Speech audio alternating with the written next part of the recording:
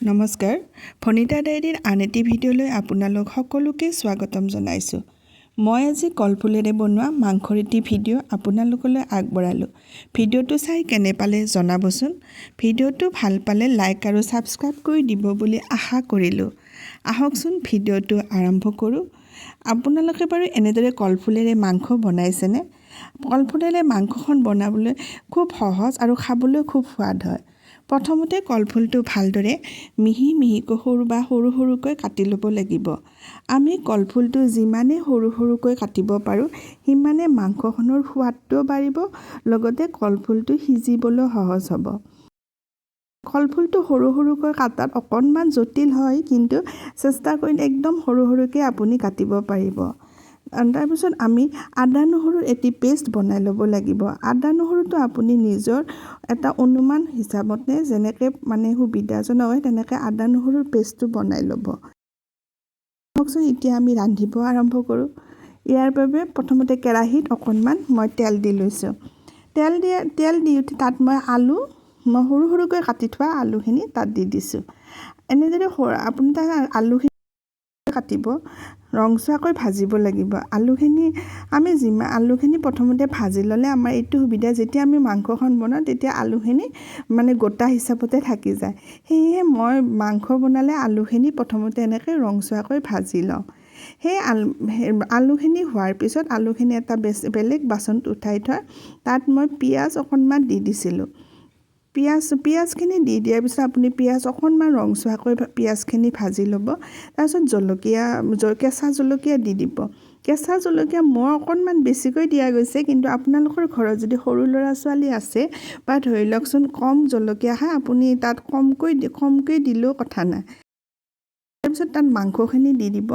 মাংসখিনি দি আপুনি ধুনীয়াকৈ মাংসখিনি লৰাই অকণমান মাংসখিনি ভাজাৰ নিচিনা কৰিব লাগিব।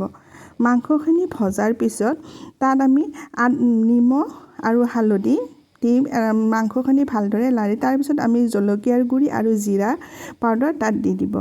জলকীয়াৰ গুড়ি, জিৰা আৰু একেলগে গোটেইখিনি মছলা দিয়াৰ পিছত আপুনি যেতিয়া ভালদৰে মাংসখিনি ভাজিব, অকণমান ভজা হোৱাৰ পিছত তাত আমি কলফুলখিনি যে কাটি থৈছিলোঁ, সেই কাটি থোৱা কলফুলখিনি আমি তাত দি দিব লাগিব। এনেদৰে কাটি থোৱা কলফুলখিনি একেলগে মাংসখিনি ভাজি থকাৰ সময়তে দিলে একেলগে মাংসখিনিৰ লগত আমাৰ কলফুলখিনিও সমানে ধুনীয়াকৈ ভজা যায়। ভজা যোৱাৰ পিছত আমি যেতিয়া অকণমান কম জুইত এই মাংসখিনি আৰু কলফুলখিনি ভাজিব লাগে। এনেদৰে কলফুলখিনি ৰঙচুৱাকৈ ভাজা যোৱাৰ পিছত আমি তাত নিজৰ ধৰি লওকচোন কলফুলখিনি সিজিবলৈ অকণমান যিহেতু সময়ৰ প্ৰয়োজন, আপুনি তাত পানী দি অন্ততঃ 10-15 মিনিটমান সময় তাত সিজিবলৈ দিব লাগিব।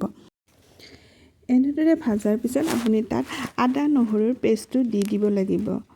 আপুনি যদি ইচ্ছা কৰে আদা নহৰু আৰু জিৰাৰ গুড়ি দিও মাংসখন বনাব পাৰে, কিয়নো আদা নহৰু জিৰাৰ গুড়িৰো মাংসখন সমানেই সোৱাদ হয়। মই ইয়াতে শেষত অকণমান গৰম মছলা ব্যৱহাৰ কৰিছোঁ আৰু অকণমান জলকীয়াৰ গুড়ি ব্যৱহাৰ কৰিছিলোঁ। আপুনি ইচ্ছা কৰিলে গৰম মছলা বা জলকীয়াৰ গুড়ি নিদিলেও আপোনাৰ কলফুলখন সমানেই সোৱাদ লগাই হ'ব। এনেদৰে দিয়াৰ পিছত আপুনি ভালদৰে আকৌ এবাৰ ভাজি উঠি তাত আপুনি পানী অকণমান দি দিব সিজিবৰ কাৰণে। যিহেতু মাংসখিনি আৰু কলফুলখিনি সিজিব লাগিব, সেইকাৰণে আপুনি তাত অকণমান পানী নিজৰ ইচ্ছা অনুসাৰে পানীখিনি দি আপুনি তাত মাংসখন সিজিবলৈ দিব। এনেদৰে মাংসখন বনালে সৰু ল'ৰা ছোৱালীয়েও খাই পেলাই খুব সোৱাদ পাব। অকণমান বেলেগ প্ৰকাৰৰ বা পদ্ধতিৰে বনোৱা যায়। এনেতো সচৰাচৰ আমি বিলাহী বা আলু বা ৰঙালাও এনেদৰে মাংসত দি বনাই থাকোঁ। এনেদৰে কলফুলেৰে মাংসখন বনাই খাবচোন, সৰুৰ লগতে ডাঙৰেও খাই খুব সোৱাদ পাব। এনেদৰে বনোৱাৰ পিছত মই তাত শেষত অকণমান গৰম মছলা গুড়ি ছটিয়াই দিছোঁ। আপুনি যদি ইচ্ছা কৰে নিদিলেও আপোনাৰ মাংসখন সমানেই সোৱাদ হ'ব। এনেদৰে আমি অতি কম সময়ৰ ভিতৰতে লগতে এখন বেলেগ ধৰণৰ সোৱাদৰ আৰু আপুনি মাংস এখন বনাব পাৰে। আপুনি ইয়াতে যদি ইচ্ছা কৰে অকণমান থুপথুপীয়াকৈও বনাব পাৰে, আৰু যদি বোলে অকণমান মোক জোলৰ দৰকাৰ তেতিয়া অকণমান পানীৰ পৰিমাণটো বঢ়াই দিব। কিন্তু মাংসখন এনেকুৱা গ্ৰেভি টাইপৰ কৰিলে খাবলৈ বেছি সোৱাদ হয়।